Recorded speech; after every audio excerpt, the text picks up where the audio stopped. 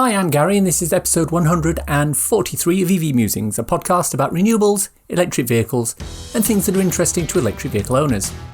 On the show today, we'll be looking at the UK's Automobile Association, the AA, and how it's adapting to electric vehicles.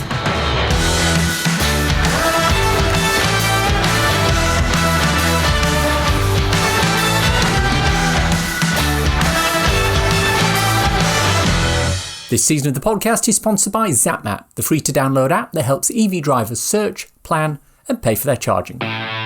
Before we start, I'd like to know that anyone who bought my ebook, "So You've Got Electric," is in for a little surprise.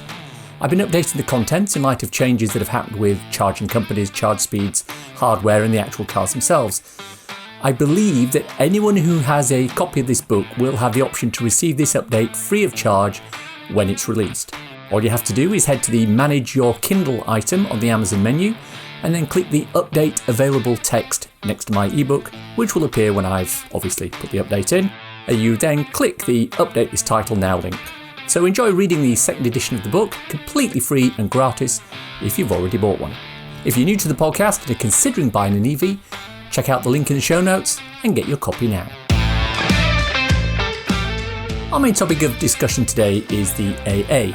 We've talked before on this podcast about the fact that EVs are more reliable than thermic cars. It's a new word of the day, thermic. But they still need breakdown services. Obviously the one that everyone thinks about is the need to come out when a car runs out of charge.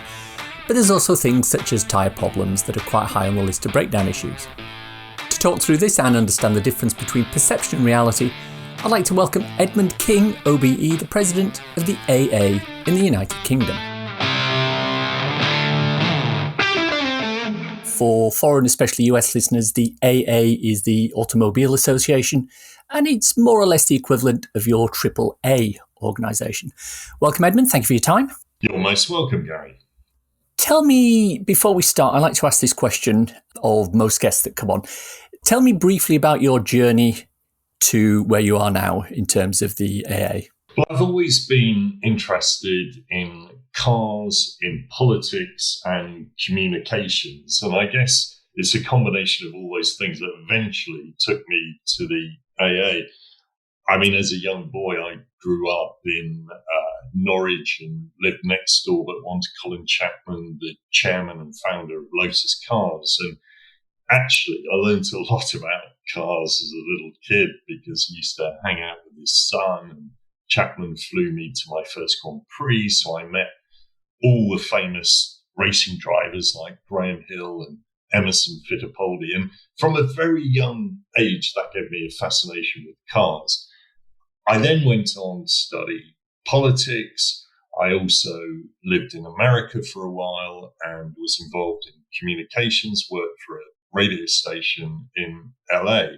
So my job at the AA, in a way, is the ideal job for me because it does combine that interest in automobiles, interest in the broader kind of political systems out there, and also interest in how do we communicate messages to drivers, to government, to stakeholders. So it's a combination of those things, really, that gives me the ideal job. Obviously, this is a podcast about electric vehicles and things that are interesting to electric vehicle owners. Have you personally been taken by the charms of an electric vehicle yet? Oh, indeed. I was an early adopter, actually, to electric vehicles. The first electric vehicle I had was some 20 years ago in London. It was a Ford Think electric vehicle. It had a massive range of just 37 miles. It was made out of polyurethane.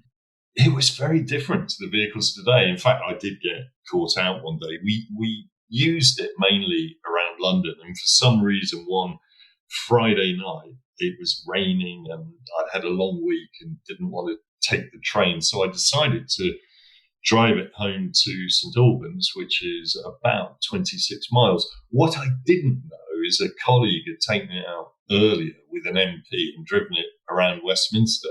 So I set out thinking I would just about have the range to get home. It then started to rain. I had to put my lights on.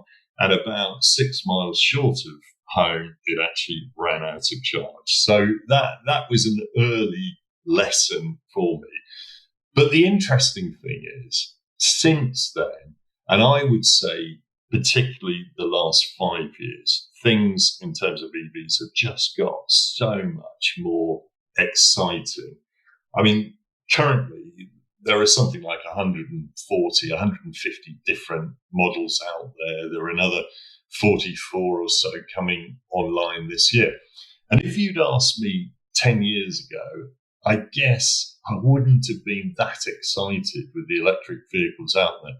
Today, you are spoiled for choice. There are some brilliant, not just electric vehicles, but vehicles. There are some brilliant cars out there. Great performance, great safety features, fantastic to drive. So yeah, I'm a real convert, and I guess I was a bit of a petrol head. I had lots of sports cars in the past, which I loved, but you can still get some of that from electric vehicles.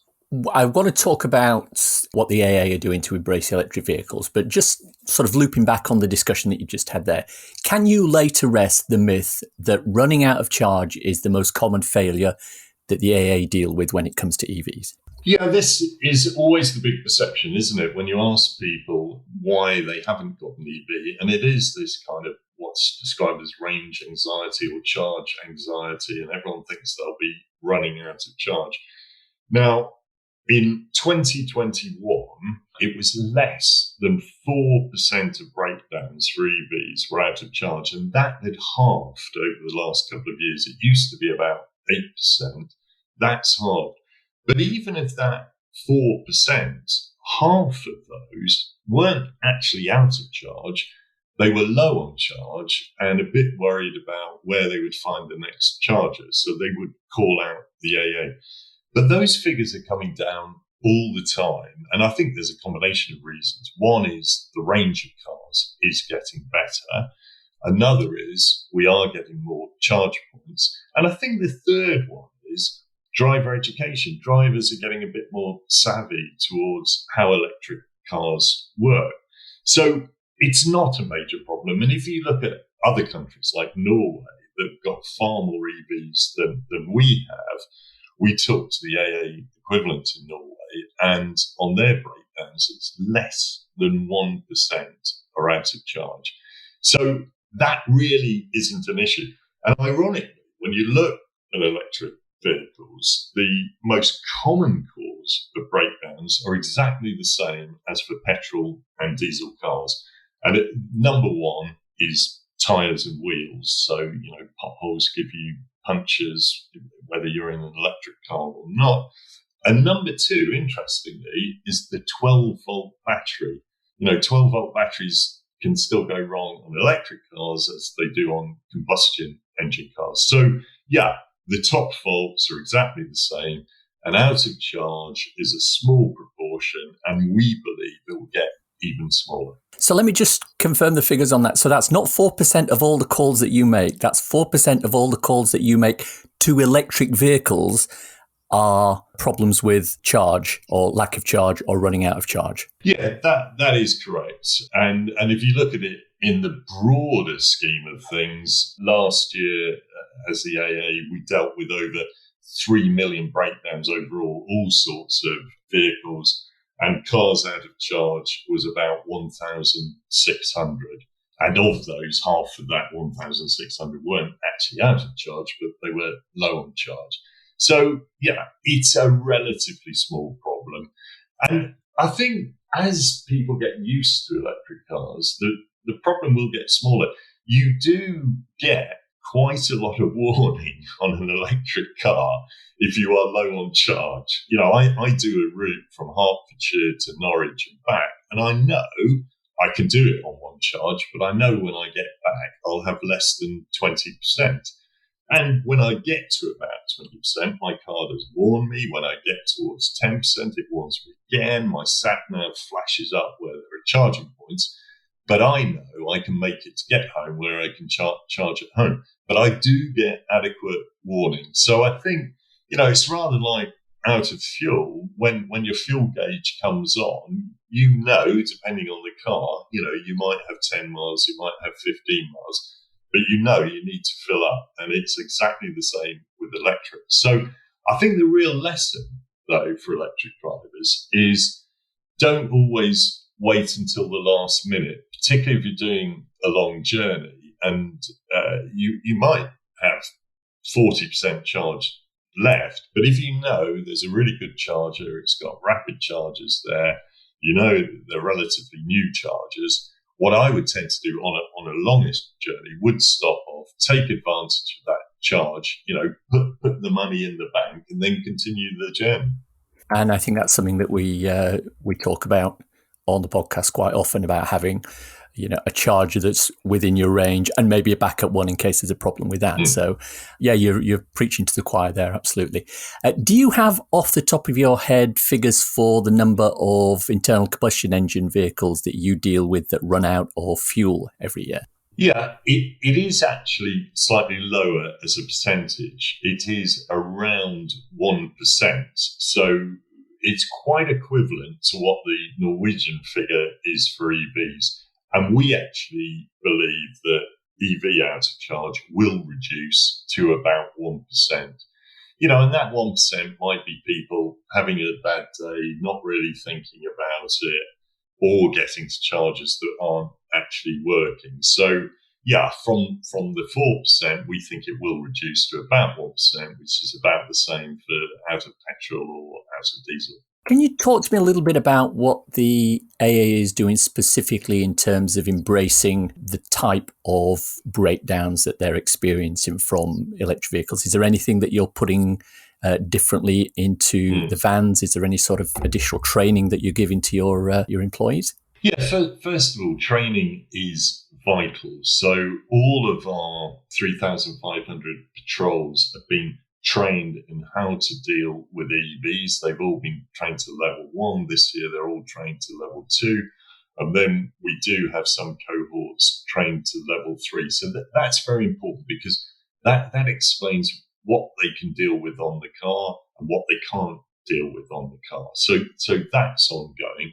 Plus the garage network that we use, it's about 45% of that garage network have got specialists who can deal with EVs with any problems whatsoever. So that's all being done. In terms of the actual vans and equipment, I guess the thing we've done that's most radical is that some EVs are slightly difficult to tow, or some manufacturers have said, you can't tow this EV, or you can only tow it a small distance. You can only tow it at lower speeds.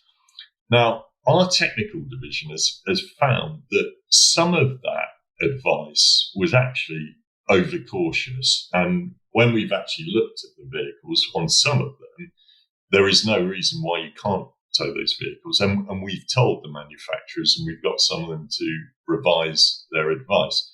But for others, where towing might be a problem, we don't always want to wait to get a large recovery vehicle. A recovery vehicle is like an HGV, and obviously it's not as good for the environment. It's more expensive for us. So what we've done, we've developed something. Our chief engineer and his shed at night developed this freewheeling hub, and it's quite ingenious. It's a kind of hub that goes on the outside of the rear wheels so that you can then tow an EV on this hub, and it's a freewheeling hub. So it's the hub that freewheels the vehicle rather than the vehicle's wheels. And this is quite genius because it means any of our patrol vehicles out there, if they need to do so, can actually tow an EV because they're all equipped with two of these freewheeling hubs. So I guess that's the major kind of innovation that we've made apart from the training. Otherwise, there are things like they have special gloves because of the electric current. So there are a few parts of the kit that are different.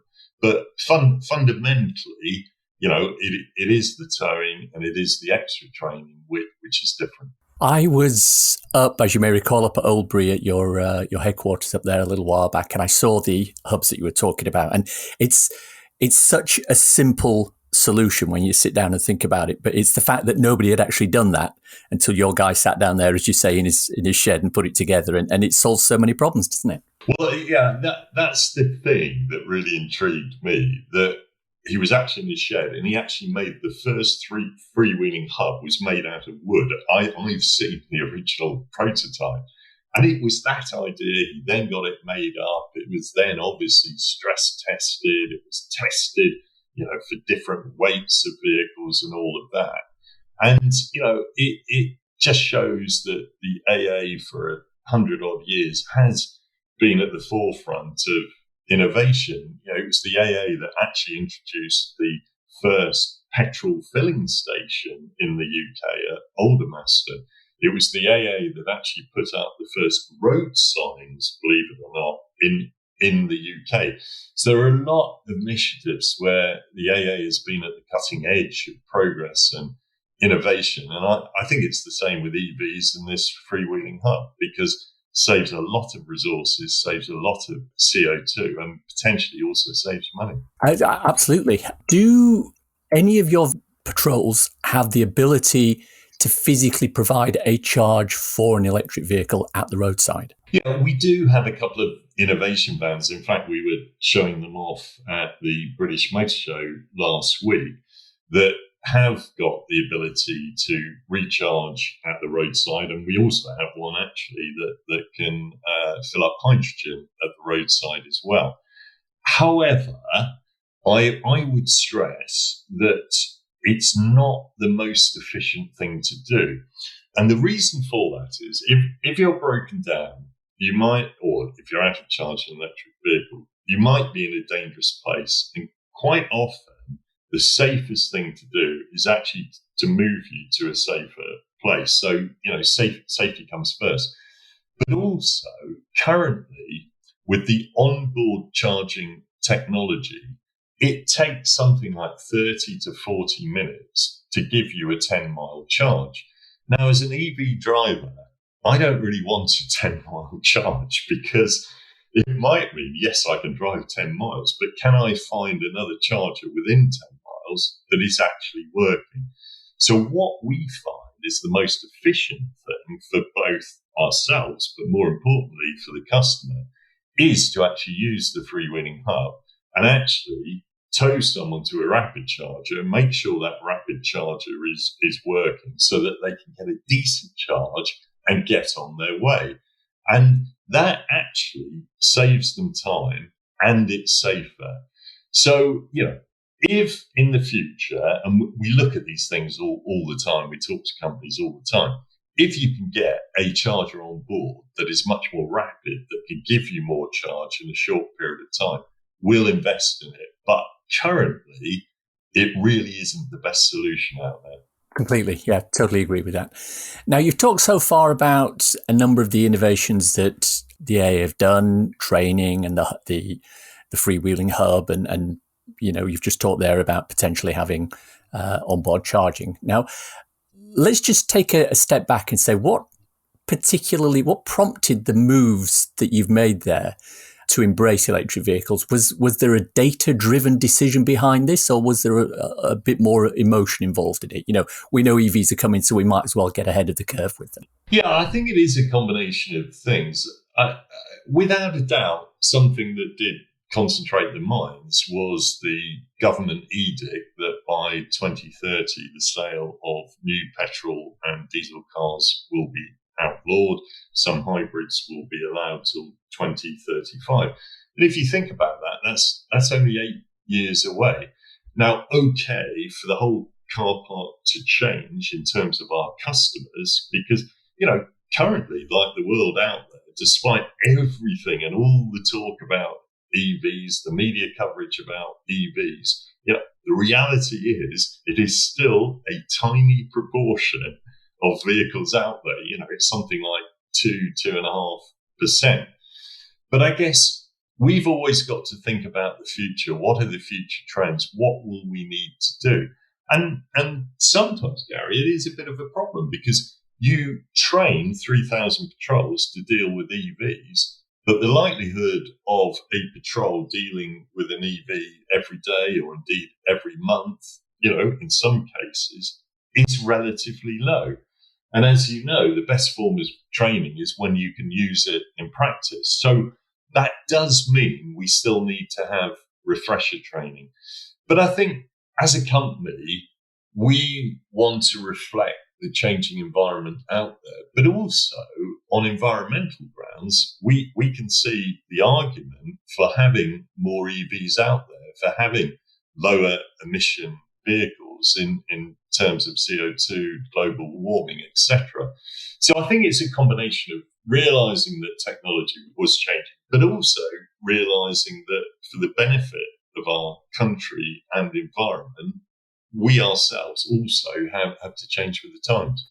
Talk to me then about some of the data that you're capturing around the work that you're doing supporting electric vehicles. How is that influencing some of the future decisions that you're contemplating? And are you passing any of this back to manufacturers? These are the kinds of consistent issues that we're finding within, with Nissan Leafs or with iPaces, for example. Is there any sort of data transfer between you and the manufacturers? Yeah, indeed. I mean, we work very closely with manufacturers, and a majority of manufacturers actually offer AA coverage as standard on brand new vehicles.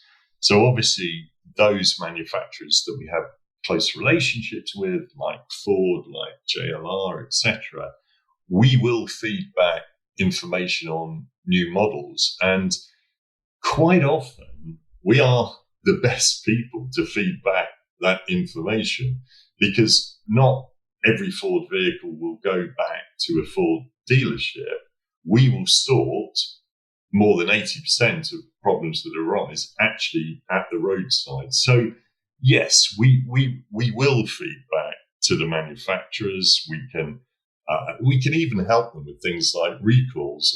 If there are pretty standard recalls, the AA has helped on many of them, because again, you've got to think about the customer, the consumer, the driver. They don't always want to go back to the dealership to get something simple sorted out. So there are some manufacturers that we work with, and it's our patrols that will actually go out to people's homes, and if it's quite a simple fix, can do it on the driveway.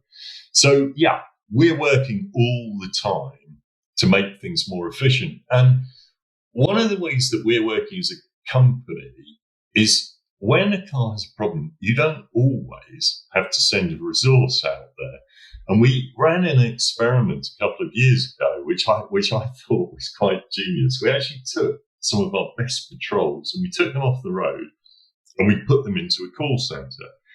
And when there were calls that potentially we thought, well, you don't actually need someone out there on the ground to sort it, those calls would be put through to the patrols, and the patrols obviously understand the dashboard, they understand the warning lights, they understand the sounds that are coming from the vehicle. And I think it was something like 86% of the calls that went through to the patrols, they actually, if you like, fixed it via the telephone rather than getting out there. So again, I think that's an innovation that, particularly as cars become more complex, more connected, that's something that I think with the AA, you'll see us doing more and more of that kind of online fixes, or, even with connected vehicles, we can fix the vehicle before it breaks down. So that's an area we'll be developing a lot, I would say, in the next 3 or 4 years. Let me throw sort of a devil's advocate type of question in, related not specifically to what you've just said, but sort of tangentially. At the moment, you provide support for pretty much all the cars that are on the road.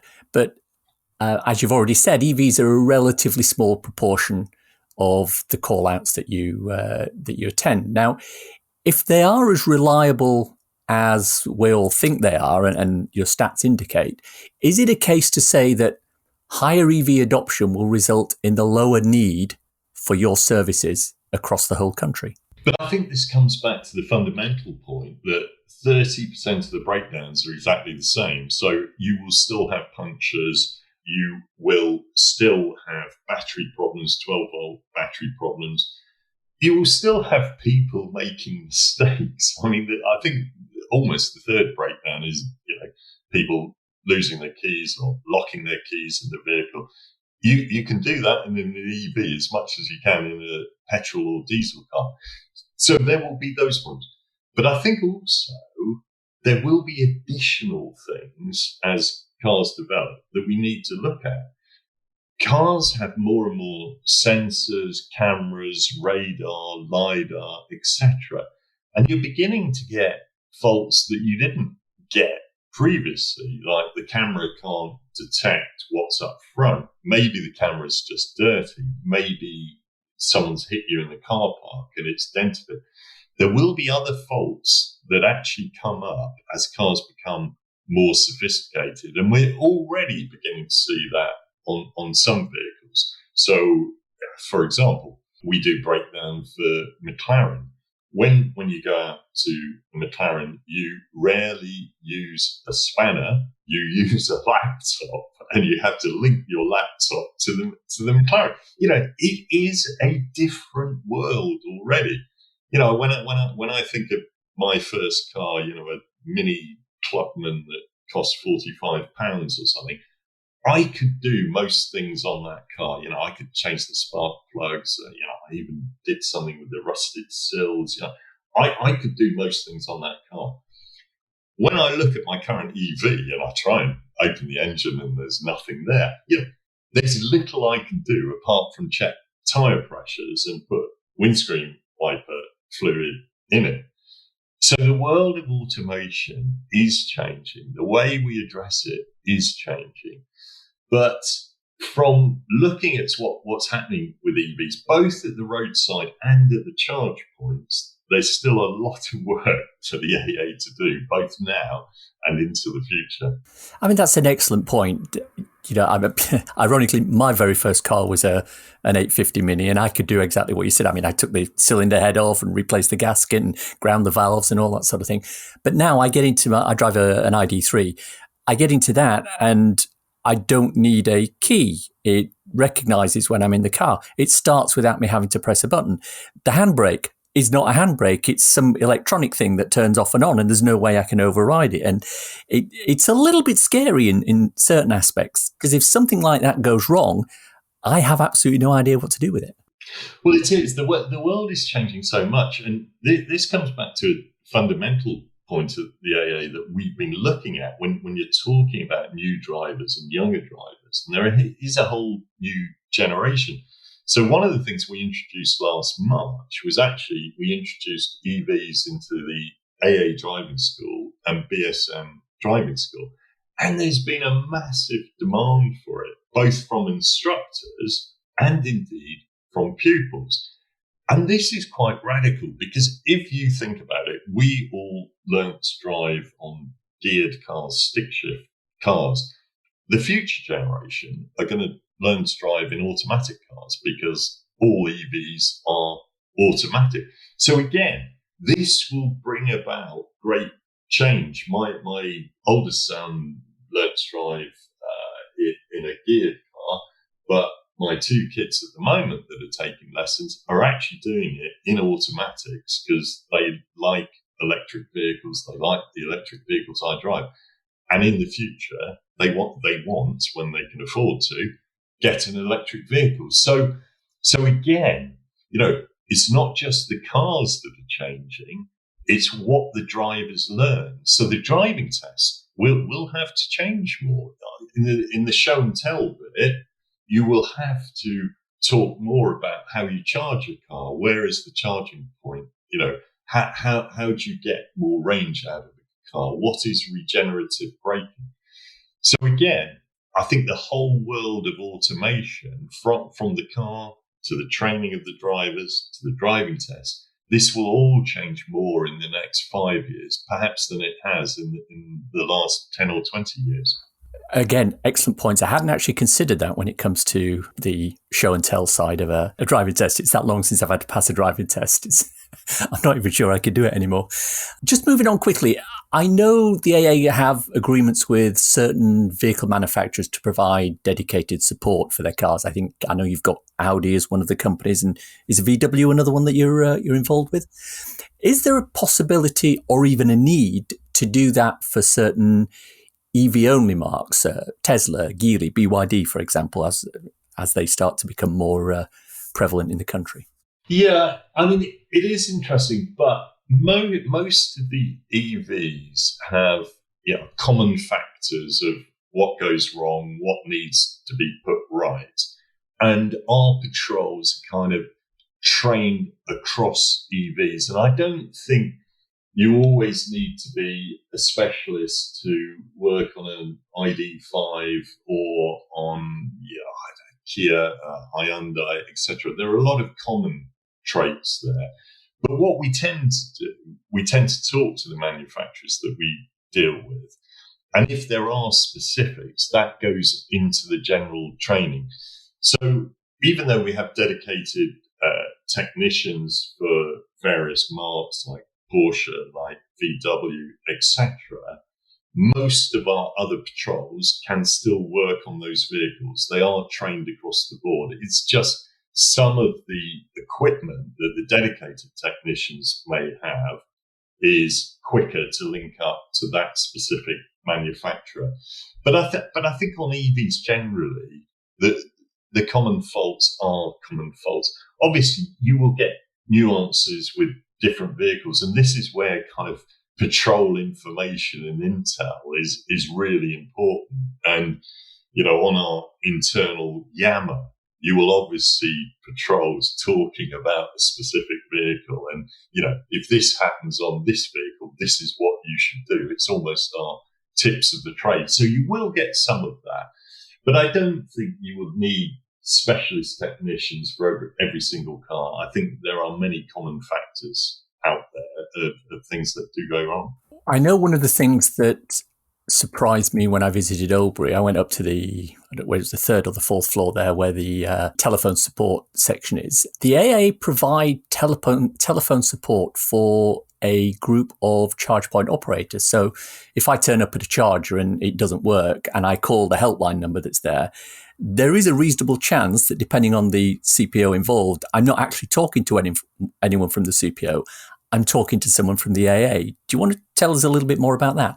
Yeah, this was an initiative we started about 2 or 3 years ago. We've currently got 10 of the major charge point providers on our books. And we do basically offer a customer service. And each month we're getting something like 11 or 12,000 calls. So it is actually quite a lot. And it's interesting, about 61% of those calls we get are technical reasons. I can't get this charge point to work. And it could be a number of things. We might have to reset the charge point. It might need a reboot. There might be problems with cable release. And there are various things that our people can actually do. Or it might be basic advice. I think 21% of the calls are around, have you got the right card? Have you got the right app, etc. So it's a combination of these things. So we've developed that, and it's working quite well. And then on the other side, we've also got about 30 odd field staff who can actually go out to some of the charge points and physically look at them and advise on faults that they might be there. So again, like we have done in the past, and we still do with vehicle manufacturers, to get the best of that knowledge, because we have experience of dealing with thousands of cars every day, thousands of breakdowns every day, working with the charge post operators helps us to give them more information about what's going wrong. So yeah, it's an area that we see quite a bright future, quite an important role for the AA to play. Just sort of as a follow-up for that, I'm pretty sure that you're feeding back to the charge point operators about the volume and the nature of the errors or the assistance that you're having to provide. But if I go back to what you were saying about physically having people out and going and visiting the chargers, is there any connection or linkage between those people and not the charge point operators, but the actual charger manufacturers, the tritiums of this world, to say, this is a constant issue that we're seeing with this kind of charger. You might want to have a look at it. Does any of that kind of communication take place? Yeah, currently it is more through the charge-based operator, because that's who we have the relationship with rather than the manufacturer. But if there are common things that we pick up at a senior level, we would feed that back to the manufacturers. Again, if there's something that's obviously going wrong with one common element of a charge post, then we will feed it back. So it's gaining that knowledge, that information.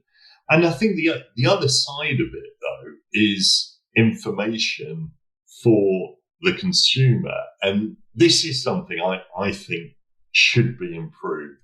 I do believe when you pick up a new EV, you're lucky enough to do so, you're very excited picking it up from the showroom. But not enough time is spent with the driver explaining some of the nuances of owning an EV and getting the best out of an EV. And obviously, when you pick up your car, you're excited about the car. You can't take everything in. And I know some manufacturers do this. They ask you to come back in 2 weeks or 3 weeks in a month. And you can have follow-up sessions. But that's something that we do believe new EV drivers do need more education, not only about the car, but about the charging infrastructure. So that's something, again, we're talking to manufacturers about, we're talking to the charge post operators about. Let's face it, this is a brave new world out there. We've had petrol and diesel for 100 odd years, and we all know pretty well how to fill up with petrol. And this is a new world, and there are new things to learn. There are nuances. There are some simple things that we get wrong. So it's that education process I do think it is important, because up until now, it's probably been the early adopters who are perhaps a little more forgiven. The early adopters who got the first Nissan Leafs, they would read all the background of those vehicles. And, if there was some niggles and haggles, they'd probably put up with it.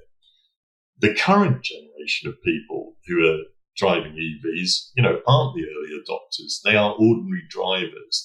They are company car drivers. And they just want to get in their car and drive. So it's a different mindset, and therefore we need different education. Oh, again, you're preaching to the choir there. And it's, I've run whole episodes in this podcast about education, and speaking specifically to what you've said there. I mean, the number of times I've been to a charge point to find an iPace or an e-tron charging on the AC charger. And when I say, why are you not using the Rapid? They go, well, it won't accept it. And it's because nobody's told them that there's that second little bit below the AC charger. And when you flip the flap down, you get the high voltage pins. And, people's faces just light up when you show them that. Oh, I don't have to spend 4 hours at a charger anymore. And again, it's absolutely education, 100%. But I do believe the EV community are also really good at that. And, I myself, I have turned up at the bank of chargers, and someone's come up to me and said, no, that one's not working. This one here, it's problematic. We've phoned up, and have been really helpful, rather than just leaving me to try and plug it in, going through the whole process. So as a community, I think they are very helpful, but I do think there's more that manufacturers can do, and, more that the AA can do to help messaging there. Final question from me on this. You mentioned earlier about the British Motor Show, and I was there, popped by the stand, said hi to Dean and a few of the people there. You, as you mentioned earlier, you debuted a hydrogen power branded vehicle. Now, talk to me about the thinking behind that. I mean, I know you provide hydrogen in certain vans to refuel the fuel cell vehicles that are stranded. Now, is this a belt and braces thing, or do you seriously expect hydrogen for smaller vehicles to increase in the UK? Yeah, so we launched a hydrogen fuel cell Hyundai Nexo as a patrol car for ultra low emission zones. And actually, I was quite impressed with the amount of kit that fits into the back of that vehicle, from the freewheeling hub, the different batteries, and most of the tools. The only thing that vehicle can't do that the current patrol van can do is actual towing. And again, I think we get a little bit obsessed with towing, because if you look at the AA's fix rates, we fix about 85% of cars at the roadside. So you don't always need towing capacity. And I think sometimes we kind of look at it that our vehicle must do everything. So this hydrogen fuel cell vehicle, yes, we're testing it out, and we will test it out in one of the ultra low emission zones. And I think there are a number of reasons why we've got it. I think the jury is still out for the longer term what role hydrogen may play in our transport infrastructure, particularly when you look at larger vehicles, heavier vehicles, where batteries would need to be pretty massive, pretty powerful to actually power up a 44-ton truck, etc. And where you've got depots where industry can have their own hydrogen supplies and fill up their own vehicles, I think there could well be a role for that in the future. So part of the thinking for the AA to get involved in hydrogen fuel cells is part of that learning curve. So our patrols can learn about hydrogen, can learn about the vehicle, so that in the future, if we're getting medium-sized vehicles or heavier vehicles that are run on hydrogen, we will have some experience of it. So yeah, part of it is learning, part of it is innovation, part of it is future-proofing. We don't always, obviously electricity is going to be massive in the future, no matter what happens. But then again, recently, with the price of energy, the price of electricity has kind of changed the market somewhat. So we have to remain nimble. We have to keep our eyes open. We have to continue to innovate. You do actually have electric patrol vehicles as well, don't you? We do have some electric patrol vehicles that we've used more for, again, some of the businesses that don't need the heaviest payload. So some of the AA Signs vehicles, things like fuel assist, etc. But we are looking, and think things are getting much brighter on that front. We need some patrol vehicles that can tow 2 tons, that have got a 1 ton payload, and up until now there hasn't been much on the market that can do that. That does look like it's changing. So I think within 2 or 3 years, you will begin to see more AA patrol vehicles out there that are powered by electricity. But again, we have to look at this broader as well. And it's not just about the vehicle, it's about our patrols. Our patrols work from a home base. They don't all work from Oldbury or Basingstoke or Cheadle or Newcastle. They set up off from home in the morning or late at night, depending when their shift is, from home. And therefore, we've got to look at charging patterns. Are they able to charge at home? Can we get them charge points at home? What if they don't have off-street parking? Where will they charge? So it's all these issues that I know are issues for individuals and other businesses out there. But we have to look at these both for patrols and, as I mentioned earlier, for driving instructors. Can the driving instructors get enough charge at home to give 7 lessons during that day? So these will all be issues that we have to embrace as the world of automotive technology changes. Many thanks to Edmund for his time. A couple of takeaways from this for me. Primarily the fact that running out of charge accounts for about 2% of actual calls for EVs, and the fact that tyres and 12-volt battery issues are the most common causes of call-outs. So the myth that EVs run out of charge all the time is slightly blown out of the water here. Secondly, the fact that a lot of charge point operators are using the AA to provide customer service for their helplines. I don't have an exact list of which ones the AA is responsible for, they tend to keep that under wraps for obvious reasons, but I've spoken to the people that do this, I've stood next to them as they've dealt with calls from people trying to charge, and I'm quite comfortably provide as good a service as the CPOs themselves would. It's time for a cool EV or renewable thing to share with your listeners. Our good friends at Google have updated their mapping app to include route planning options that are there specifically for electric vehicle drivers. The key one is a feature that will highlight routes that use less energy if they have a similar ETA to other alternate routes. Less energy means a longer range on your battery. This option should take into account elevation change, vehicle speed limits, and including A roads where they can take better advantage of regenerative braking and lower mileages. You can also select whether your vehicle has battery electric or hybrid, so it understands what you're looking for. The feature was trialled in North America last year and will be introduced across Europe in the coming weeks. The EV Musings podcast is sponsored by ZapMap, the go-to app for EV drivers in the UK, which helps EV drivers search, plan and pay for their charging. ZapMap is free to download and use, with subscription plans for enhanced features such as using ZapMap in car, on CarPlay or Android Auto. And that's the show for today. Hope you enjoyed listening to it. If you want to contact me, I can be emailed at evmusings@gmail.com.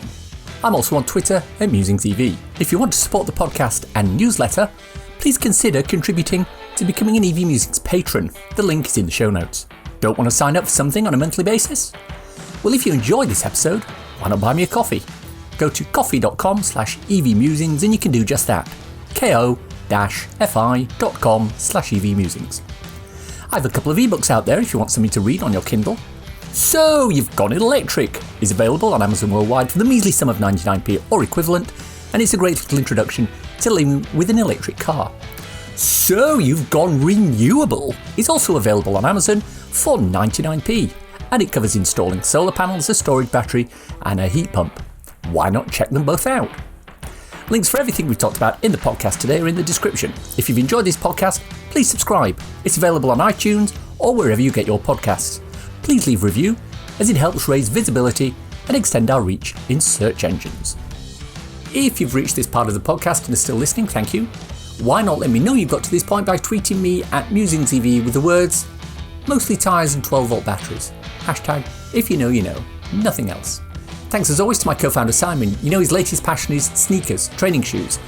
He's got into a club that trades them and shows them off, exhibits them, the whole lot.